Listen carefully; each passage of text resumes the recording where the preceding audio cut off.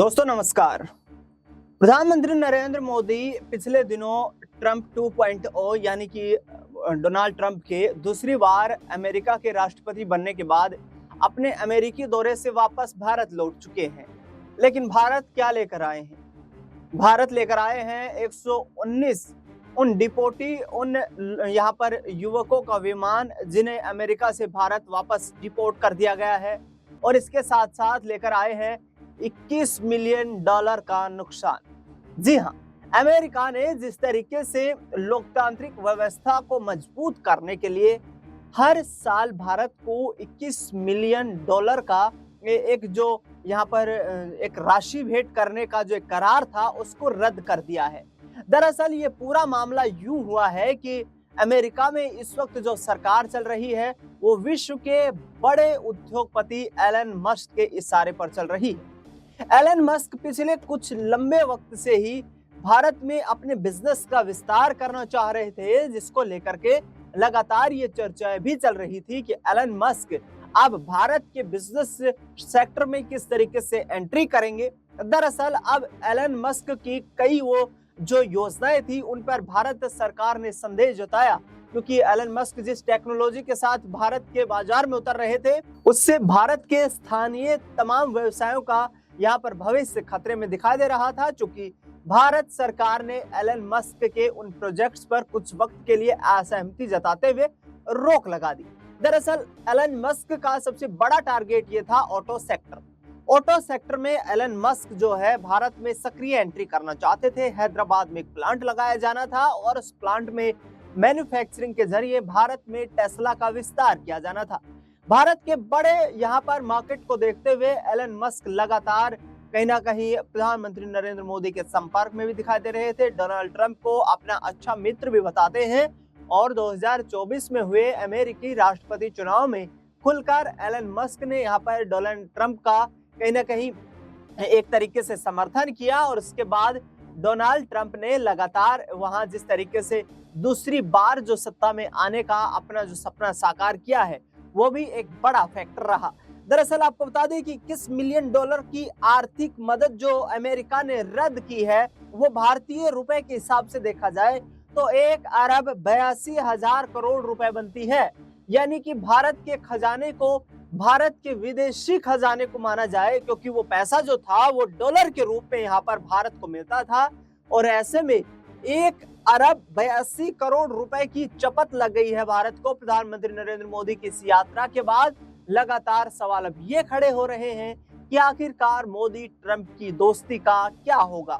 क्या भारत की अर्थव्यवस्था लगातार इसी तरीके से गर्त में जाती रहेगी? 1,82 करोड़ रुपए सालाना खो देने के बाद अब किस तरीके से अर्थव्यवस्था को संभाला जाएगा?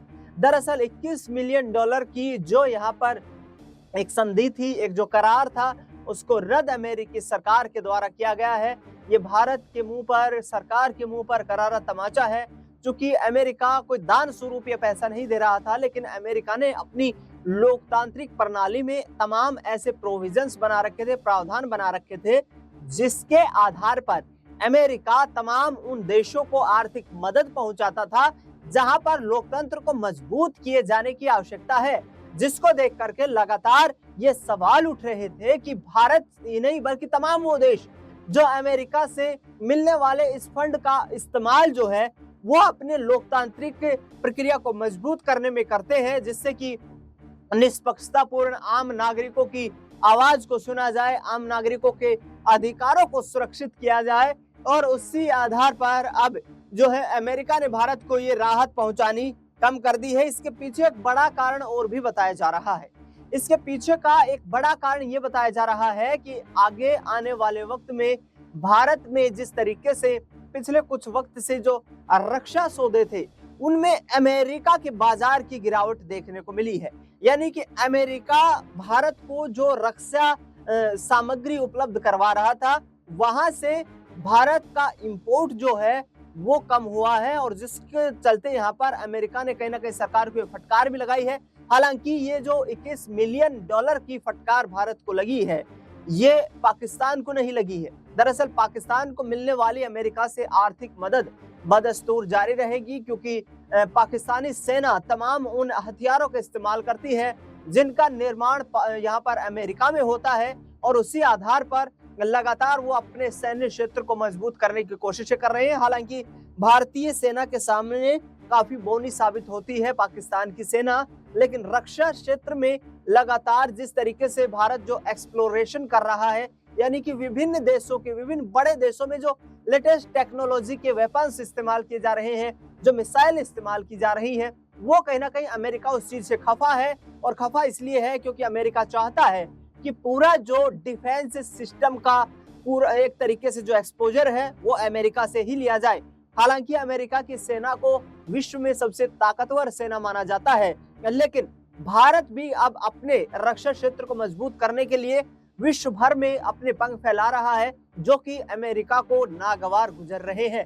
तो $21 मिलियन का झटका लगने के बाद देखना ये दिलचस्प रहेगा कि आखिरकार किस तरीके से आने वाले वक्त में भारत की अर्थव्यवस्था पर अपना ये एक छाप छोड़ पाएगी। क्या भारत की अर्थव्यवस्था अस्थिर होती हुई नजर आएगी? प्रधानमंत्री नरेंद्र मोदी को और उनकी सरकार को, जो कि काफी मजबूत बताया जा रहा है, उनको अब कोई बोल्ड फैसले भी यहाँ पर लेने पड़ेंगे वैश्विक स्तर पर देखा जाए तो, क्योंकि प्रधानमंत्री नरेंद्र मोदी की मौजूदगी में ही तमाम उन भारतीय जो गैर प्रवासी छात्र थे, जो कामकाज के उद्देश्य से अमेरिका गए थे, यानी कि अवैध तरीके से, एक तरीके से देखा जाए तो वो अमेरिका में काम कर रहे थे, उनको बेड़ियों में जकड़कर वापस भेजा गया। लेकिन पीएम मोदी वहां पर उनको रोकने में नाकाम रहे, और विदेश मंत्रालय की तरफ से जिस तरीके से जो यहाँ पर तमाम एडवाइजरी जारी की गई, तमाम जो स्पष्टीकरण दिया गया, उसमें इसी तरीके का बयान दिया गया कि अमेरिका में जो भारतीय डिपोर्ट किए जा रहे हैं वो गैर कानूनी तरीके से वहां पर घुसपैठियों की तरह रह रहे थे, जिसके चलते अमेरिका के कानून में प्रोविजन है कि वो कभी भी चाहे तो अप्रवासियों को वापस डिपोर्ट कर सकती है। लेकिन उस बात का मलाल कहीं ना कहीं प्रधानमंत्री नरेंद्र मोदी को दिखाई नहीं दिया। जॉइंट एक प्रेस कॉन्फ्रेंस भी हुई जिसमें प्रधानमंत्री नरेंद्र मोदी तो लगातार इस बात के कसीदे पढ़ते रहे कि भारत अमेरिका का पुराना रक्षा सहयोगी है, पुराना आर्थिक सहयोगी है, लेकिन ट्रंप के मन में आखिरकार क्या है, ये आने वाले वक्त में देखना बेहद दिलचस्प रहेगा। क्योंकि डोनाल्ड ट्रंप इस वक्त जो राजनीति कर रहे हैं वो कुछ अलग तरीके की राजनीति कर रहे हैं, और टैरिफ को बढ़ा देना कहीं ना कहीं भारतीय बाजार को प्रभावित करने की कोशिश है।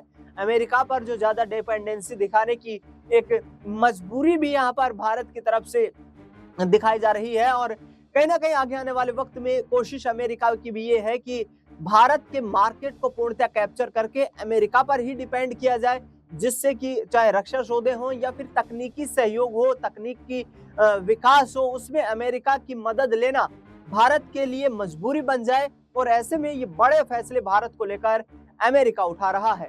देखना दिलचस्प ये रहेगा कि आगामी वक्त में अर्थव्यवस्था को भारत सरकार किस तरीके से संभालती हुई नजर आती है। फिलहाल इस खास कार्यक्रम में इतना ही। देश दुनिया से जुड़ी तमाम बड़ी खबरों के लिए आप देखते रहिए SPN9 न्यूज।